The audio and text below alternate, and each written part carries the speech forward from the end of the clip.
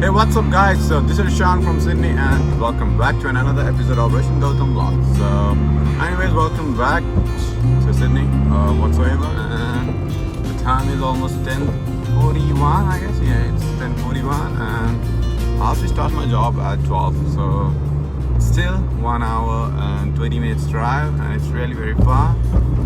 I mean, it's not so far actually. It's just 30 kilometers, but the traffic sucks in Sydney, and that's why, I mean, you have to take like 1.5 hour drive. I mean, it's annoying, like for just 30 kilometers, yeah, you're like 1.5 hour. That's really very boring, kind of.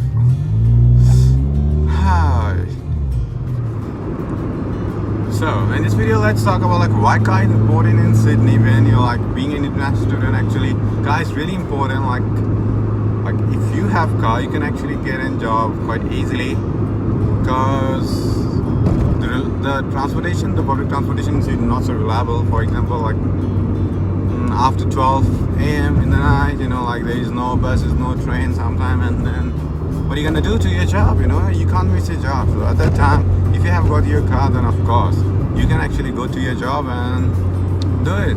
So simply, like most of the employers, they actually look for those type of candidates who actually have their own vehicles.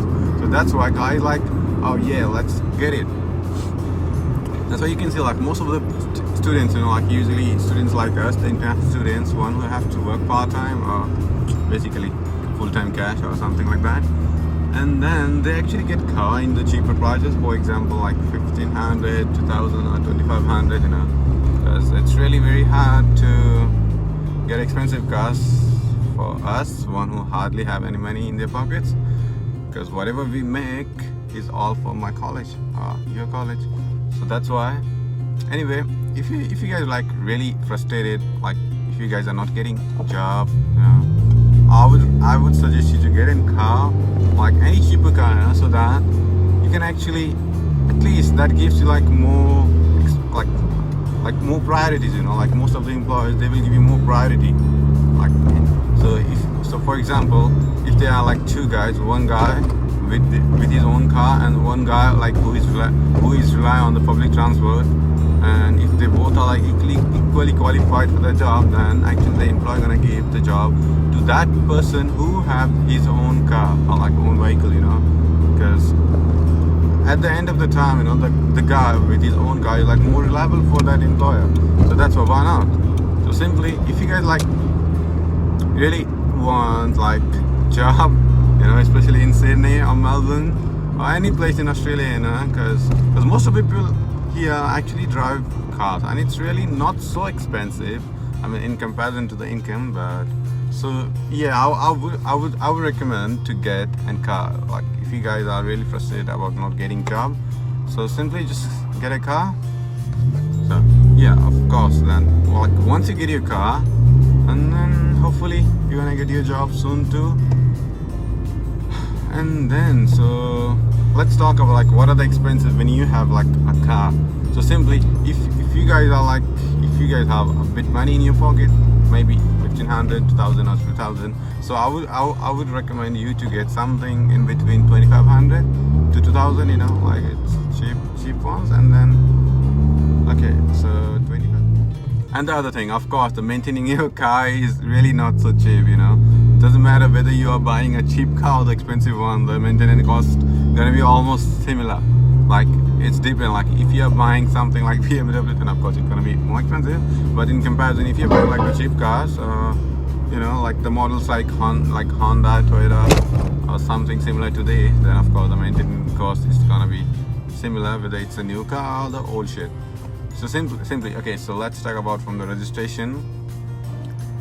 Like if you have an sedan, like the normal sedan, or you have the hatchback, then the registration cost is gonna be like almost $300 to $400. Like it's depend on the state, but usually I'm driving in New South Wales state, so I'm paying $370, I guess, for this Honda Civic sedan. And then you have to make your CTP, which is third party insurance, like the green slip, which is called as green slip in this state. And then for that I'm paying 700 and something, almost 750 and that is called the green slip. That is really very compulsory, like before your registration vehicle. Like that is like kind of what do you say, like kind of requirements, like once you go to register your car, you must have your pink slip, green slip, and then only you can actually register your car. So simply I talk about the green slip and let's talk about the pink slip. So pink slip is like kind of proof, so that will tell that your car is mechanically perfect. So simply you can make your pink slip, which costs you $40 only, but so when you actually go to your like mechanical workshop, they will actually find out the problems and blah blah blah, like if your engine has some problem, if your tires or like anything, if your car have anything problem, then they will fix it, and then they will only give you the pink slip like once your car is like ready to drive. Otherwise they are not gonna give you any pink slip. So pink slip $40, and then the additional cost is like different. For example, if your car is like a very shit and needs to done a lot of things, then of course it's gonna be up to $500. $200, $300 is depend like how healthy is your car. If your car is healthy, then of course it's not gonna cost you a lot. But if your car is shit like me, then of course it's gonna cost you a lot, because you have to fix a lot of things in there. And then so pink slip is the mechanical proof, and then the green slip is like simply the third party insurance. And then if you got these two things, and then you have to go to the Service New South Wales.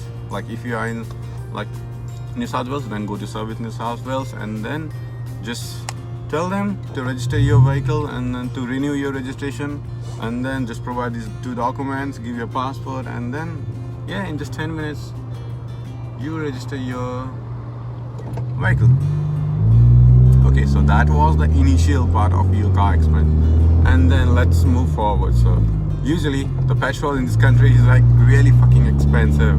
So last time I filled my tank and I paid $64 for 39 point something liters. So yeah, it's very expensive. I think at this moment Australia have the most expensive fuel. Yeah, I guess so.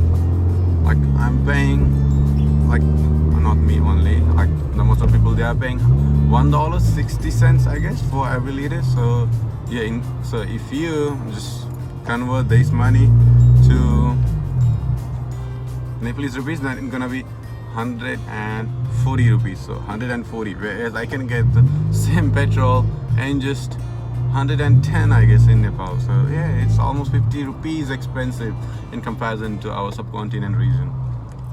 So this is petrol. So well, every week I have to refill my tank. So every week almost 60. So 60 into 4 weeks in a month.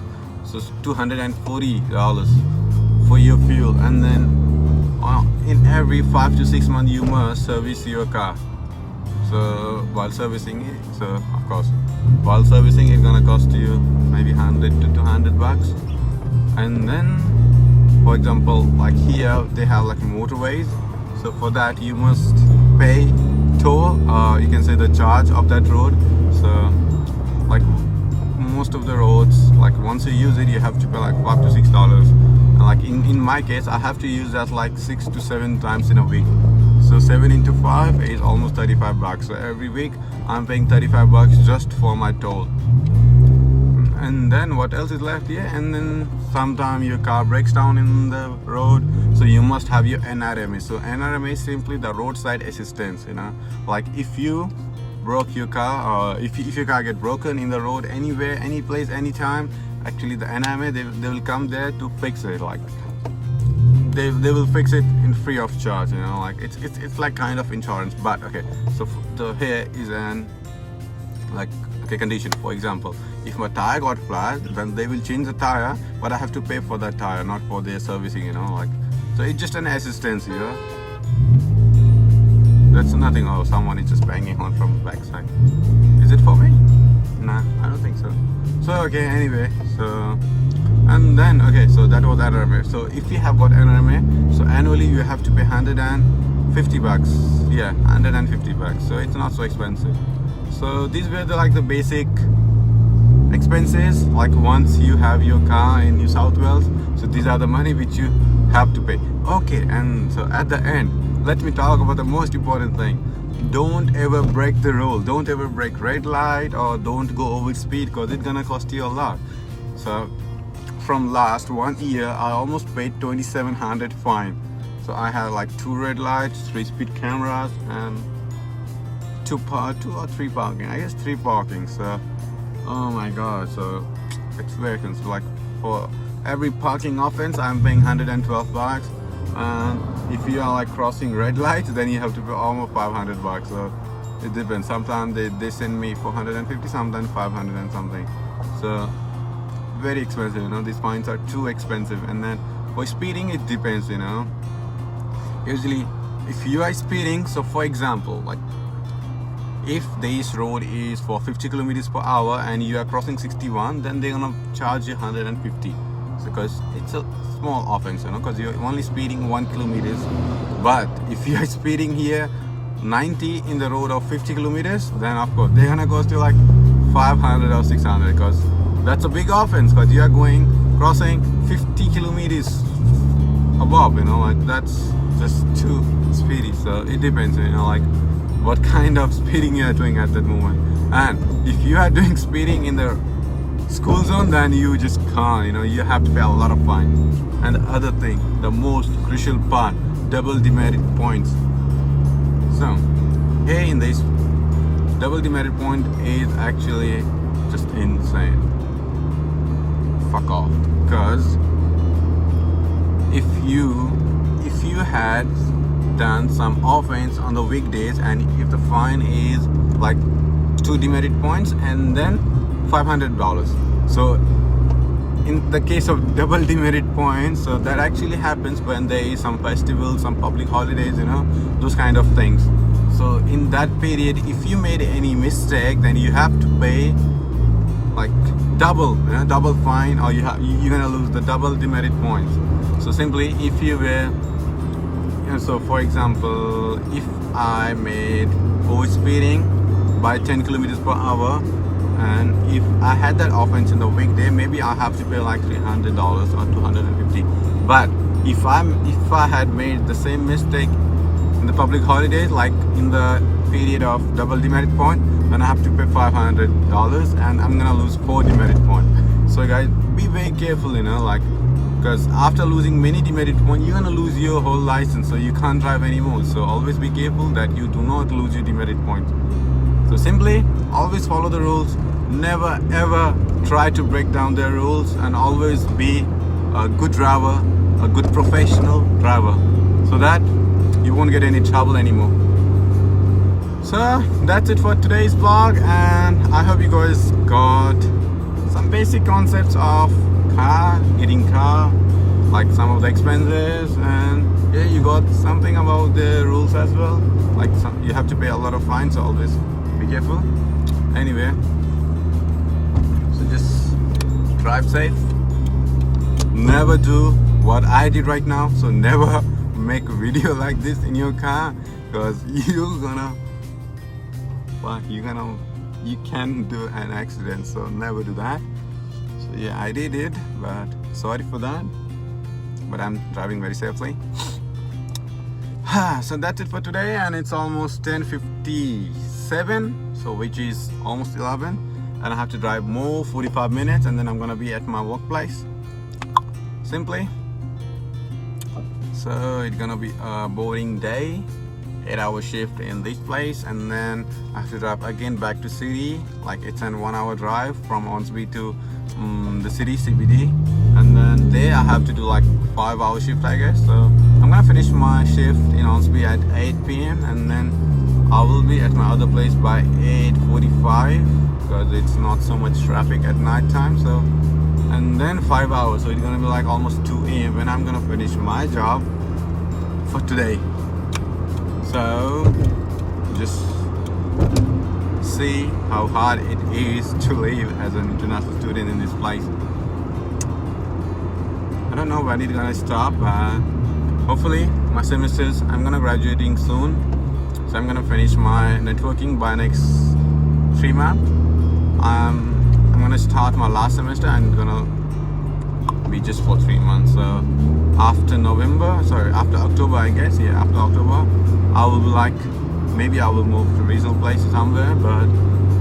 But after that, I will have a bit relief because I'm not gonna pay so much money for my college. So maybe I will choose the cheaper ones, or maybe I will not study. I will be in my TR and simply relax. So thank you guys for your lovely time. So in my YouTube, I got 801 subscribers, which is pretty impressive in just 4 months. But anyway, keep supporting me, keep subscribing my channel. Don't ever forget to hit the bell icon, which is on the right down side on your YouTube page. And just keep following me. If you have any questions regarding these things, blah blah blah, about studying in Australia or anything, I will try to just answer you if I know about that. So simply hope you guys will have a lovely day, lovely week, lovely month.